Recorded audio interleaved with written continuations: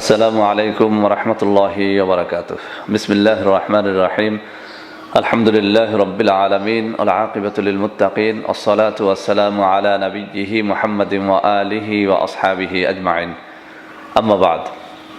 সম্মানিত দিনদার ভাই বোনেরা, এই চ্যানেলে কয়েকদিন আগে যৌন শক্তি বাড়ানোর উপরে একটা আমল দিয়েছিলাম, অত্যন্ত সহজ একটি আমল, যেটি সূরা ফাতিহা একটা বিশেষ পদ্ধতিতে পড়ে রসুনের উপরে ফুঁক দিয়ে সকাল দুপুর রাত্রিতে খেতে বলা হয়েছিল। আলহামদুলিল্লাহ কয়েক লক্ষবার ইতিমধ্যেই ভিডিওটি দেখা হয়েছে। বহু বহু মানুষ এর আমল শুরু করেছেন, যদিও বিস্তারিতভাবে বলার পরেও অনেক অনেক নারী পুরুষ এই ভিডিওটির বিস্তারিত জানার জন্য আমাকে বারবার ফোন করছেন, যাতে এক কথায় বলতেই হবে যে আসলেই তাদের এই জবাব দিতে দিতে আজ আমি ক্লান্ত। তবে এই ভিডিওটির মধ্যে যে সমস্ত সমস্যাগুলি আপনারা তুলে ধরেছেন, তার মধ্যে একটা সমস্যা ছিল যে কারো কারো অ্যালার্জির সমস্যা রয়েছে, তারা এই রসুন খেলে তাদের অ্যালার্জিটা বেড়ে যায়। কেউ কেউ আবার কাঁচা রসুন খাওয়ার উপরে অনীহা প্রকাশ করেছেন, বলেছেন যে তিনি সব কিছুই খেতে ইচ্ছুক তার এই যৌনশক্তি বাড়ানোর জন্য, কিন্তু তিনি কাঁচা রসুন খেতে পারছেন না বা খাওয়ার মতো তার সেই ইচ্ছেও নেই। তো অনেকেই রিকোয়েস্ট করেছেন যে হুজুর আসলেই এই বিষয়টির উপরে এমন একটা ভিডিও তৈরি করা উচিত যেটা সবাই আমল করতে পারে। এবং কিছু কিছু মা বোন আমাকে প্রশ্ন করেছেন যে হুজুর আপনার সেই রসুনের ভিডিওটি মূলত পুরুষদের কেন্দ্রিক ছিল, এটার মাধ্যমে অনেক পুরুষ উপকার লাভ করবে, কিন্তু এই যৌন রোগটি তো মেয়েদের মধ্যেও থাকে। তো এমন একটি ভিডিও দিন যে ভিডিওটি নারী এবং পুরুষ উভয়েরই একটা এই যৌন সমস্যার সমাধান ঘটাবে। তো বন্ধুরা আমার, এই বিষয়টির উপরে আমি বেশ কিছুদিন, প্রায় এক সপ্তাহ ধরে আমি পড়াশোনা করেছি। তারপরে আমি বিভিন্ন কিতাবে যে সমস্ত বিষয় পেয়েছি, সেখান থেকে আমি 3টি আমল আমি একত্র করেছি। আজকে সেখান থেকে একটি সুন্দর আমল আপনাদের সামনে উপস্থাপন করব। বন্ধুরা আমার, আরব দেশে সবচেয়ে বেশি যে খাবারটি আমরা দেখি বা যে ফলটি আমরা দেখি, সেটি হচ্ছে খেজুর। একদম প্রাচীন কাল থেকে মরুময় আরব দেশগুলোতে খেজুর খাওয়া হচ্ছে। আপনারা যারা হজ করেছেন বা বিভিন্ন মরুভূমি অঞ্চলে ভ্রমণ করেছেন, ইরাক, ইরান, পাকিস্তান, সৌদি আরব সহ, এই মরু অঞ্চলের একটা প্রধান খাদ্য হচ্ছে খেজুর। আমরা যদি লক্ষ্য করি, আপনারা অবশ্যই এটি লক্ষ্য করবেন যে আমাদের দেশের মানুষ কিন্তু বেশিরভাগ মানুষ এক বিবাহের মধ্যেই সীমাবদ্ধ রাখে তাদের জীবন। কিন্তু আপনি যদি মরু অঞ্চলে যান, বিশেষ করে সৌদি আরব, ইরাক, ইরান, এরকম আরব কান্ট্রিগুলো মরু অঞ্চলে যদি যান, দেখবেন তাদের কিন্তু বিবাহ বেশি, অর্থাৎ তারা একই সাথে একাধিক স্ত্রী তাদের সংসারে রাখে। তো আমি এই কথার মাধ্যমে এটি প্রমাণ করতে চাই না যে সবাই একটির বেশি বিবাহ করুন, সেটা না। আমি প্রমাণ করতে চাচ্ছি যে দেখুন, খেজুর এমন একটি খাবার যে খাবারটি যেসব অঞ্চলের মানুষ খায় তারা যৌন জীবনে অত্যন্ত সুখী, এটি প্রমাণিত। আপনি দেখুন, যারা সৌদিতে হজ করতে গেছেন, দেখবেন অধিকাংশ মানুষের একাধিক স্ত্রী আছে এবং তারা যৌন জীবনে চরমভাবে তৃপ্ত এবং তারা যৌন জীবনটাকে খুব সুন্দরভাবে উপভোগ করে। অথচ আমাদের এই সব অঞ্চলের মানুষ যারা একটি স্ত্রী রাখতেই অনেক যুবককে হিমশিম খেতে হয়, তার প্রমাণ হচ্ছে এই রসুনের ভিডিওটি। যখন এই ভিডিওটি ছাড়া হলো, মাত্র 2-3 দিনে 2-3 লক্ষ ভিউ হয়ে গেল। এর অর্থ দ্বারা এই যে আসলে এই রোগীর সংখ্যা আমাদের দেশেও অনেক অনেক রয়েছে, যদিও এটা নারী অথবা পুরুষ কেউই এটা মুখ খুলে বলতে চায় না, বলতে পারে না, বা নারীরা তো বলেই না, পুরুষেরাও কেউ কেউ ডাক্তার দেখায়, কেউ কেউ ডাক্তার দেখাতেও চায় না। আমার কাছে এমন কিছু মা বোন ফোন করেছেন, তারা বলেছেন যে তাদের স্বামীরা দুর্বল, অথচ তাদেরকে ডাক্তার দেখানোর জন্য নিয়ে যাওয়া হলেও তারা ডাক্তারের কাছেও তাদের রোগটি স্বীকার করতে চায় না। তো যাই হোক, আজকে যে আমলটি আমি দিব, সে আমলটি একাধারে নারী এবং পুরুষ তাদের উভয়ের জন্য অত্যন্ত চমৎকার একটি আমল, যার মাধ্যমে একজন নারী তার যৌন রোগগুলো দূর করতে পারে এবং পুরুষ তার যৌন ক্ষমতাকে অত্যন্তভাবে বৃদ্ধি করতে পারে। আপনারা যদি এই খেজুরের উপরে ইন্টারনেটে সার্চ দেন, আপনারা অনেক ভিডিও পাবেন এবং প্রত্যেকটা ভিডিওর মধ্যে কিন্তু একটা কথা আপনি পাবেন যে এই খেজুর আপনার যৌন শক্তিকে অত্যন্ত অত্যন্ত বৃদ্ধি করে। তো যাই হোক বন্ধুরা আমার, আরব দেশের অন্যতম একটা প্রধান খাদ্য হচ্ছে খেজুর। যারা আমরা আরবে যাই তারা খেজুর নিয়ে আসি, খেজুর খাই, এবং এটার মধ্যে বহু গুণাবলী রয়েছে, বহু পুষ্টিগুণ রয়েছে। আপনারা সেগুলো আস্তে আস্তে শিখে নেবেন। আজকে আমি এই খেজুরকে কাজে লাগিয়ে আপনার যৌবনকে চিরস্থায়ীভাবে ধরে রাখার জন্য এমন একটা দোয়া শিখাবো, যে দোয়াটি সম্পর্কে বহু হাদিস রয়েছে, বহু সহি হাদিস রয়েছে, এবং সেই দোয়াটির এতই বরকতপূর্ণ যা আমি এখানে স্ক্রিনশটে কয়েকটি হাদিস দিয়ে দেব। এই হাদিসগুলো দেখলেই আপনারা বুঝতে পারবেন যে দোয়াটি কত সহজ এবং কতটা ফজিলতপূর্ণ। বন্ধুরা আমার, দোয়াটি হচ্ছে পবিত্র কোরআনুল কারীমের প্রথম আয়াত, বিসমিল্লাহির রহমানির রহিম। এই বিসমিল্লাহ সম্পর্কে অগণিত হাদিস রয়েছে এবং সহিহ হাদিস রয়েছে। আমি ছোট্ট একটা হাদিস দিয়ে আমি শুরু করব। আল্লাহ রসুল সাল্লাল্লাহু আলাইহি ওয়াসাল্লাম বলেন, আল্লাহ রাব্বুল আলামিন তার ইজ্জত ও জালালিয়াতের কসম করে বলেছেন যে এই বিসমিল্লাহ যে দ্রব্যের উপরে পড়া হয়, যে জিনিসের উপরে পড়া হয়, সেই জিনিসের উপরে অবশ্যই আমি বরকত দিয়ে থাকি। সুবহানাল্লাহি ওয়া বিহামদিহি সুবহানাল্লাহিল আযীম। তো বন্ধুরা আমার, আরেকটি হাদিস আমি বলবো এই বিসমিল্লাহ সম্পর্কে, বিসমিল্লাহর ফজিলত সম্পর্কে। হযরত খালিদ ইবনে ওয়ালিদ, যার কথা আপনারা সবাই জানেন, মুসলিম মাত্র জানেন, যে ইসলামের একজন মহান বীর ছিলেন, যিনি তার জীবনে কোনো যুদ্ধে হারেননি। সেই খালিদ ইবনে ওয়ালিদ একটা যুদ্ধে গমন করলেন।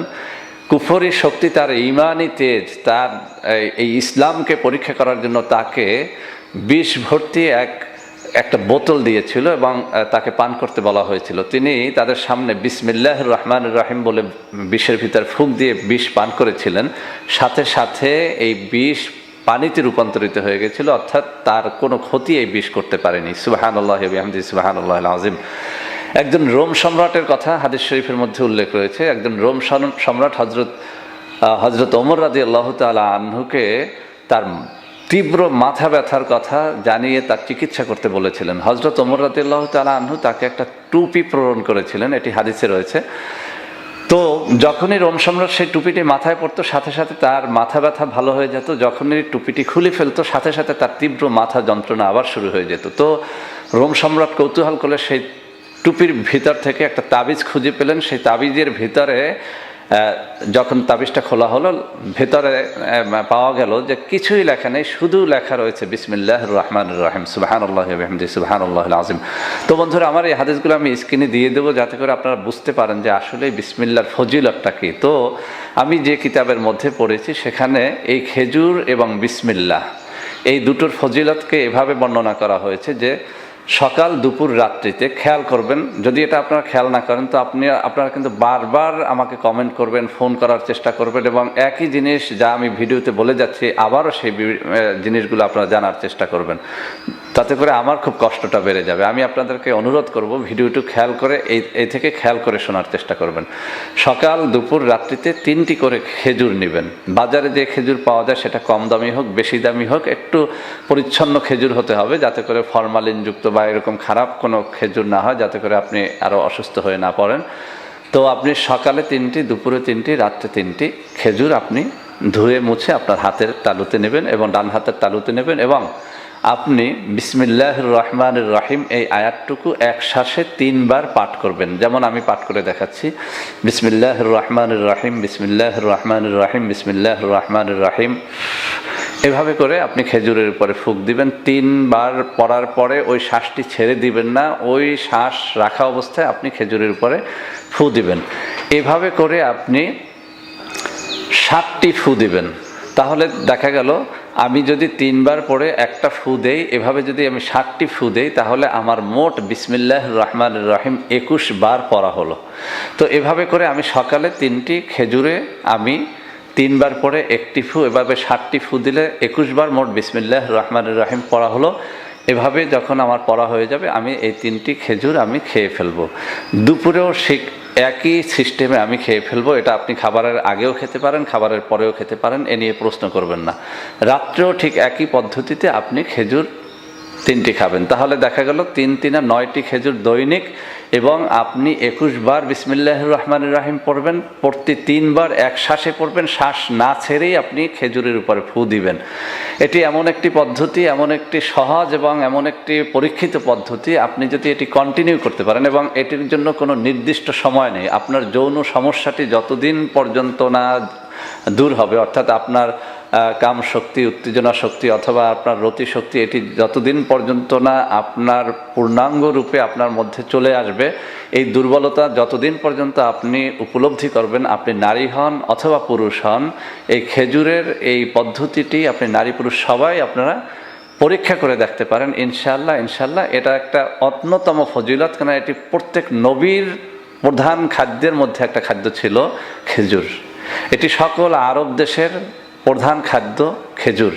আর খেজুরের উপকারিতা সম্পর্কে আপনারা অনেক হাদিস পাবেন, এবং ডাক্তারি মতেও অনেক এর থিওরি পাবেন যে খেজুরের বিভিন্ন পদ্ধতিতে খেজুরের বিভিন্ন আমল রয়েছে। তো আমি যে কিতাব থেকে নিয়েছি সেখানে পদ্ধতিটি সুন্দরভাবে বলা হয়েছে। বিসমিল্লাহর ফজিলতের সাথে এটিকে বলা হয়েছে যে বিসমিল্লাহ 21 বার পড়তে হবে, 3 বার আপনি এক শ্বাসে পড়তে হবে, শ্বাস না ছেড়েই ফু দিতে হবে, এবং 3টি খেজুর একত্রে ডান হাতের তালুতে নিয়ে আপনি এভাবে পড়বেন, সকাল দুপুর রাত্রে এভাবে আপনি খাবেন।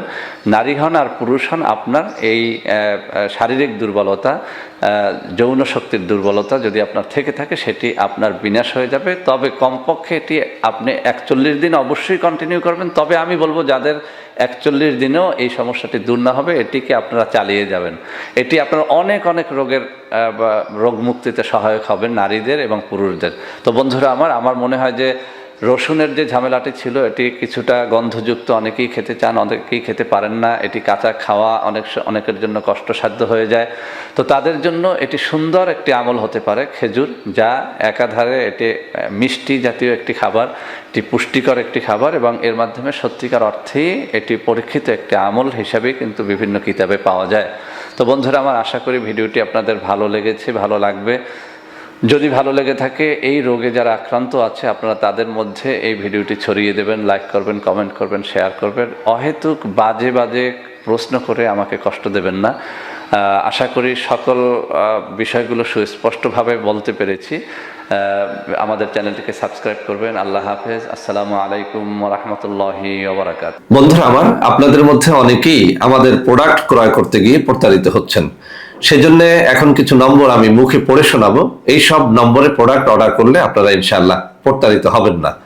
01335 096 001, 01335 096 002, 01335 096 003, 01335 096 004, 01335 096 005, 01335 096 006।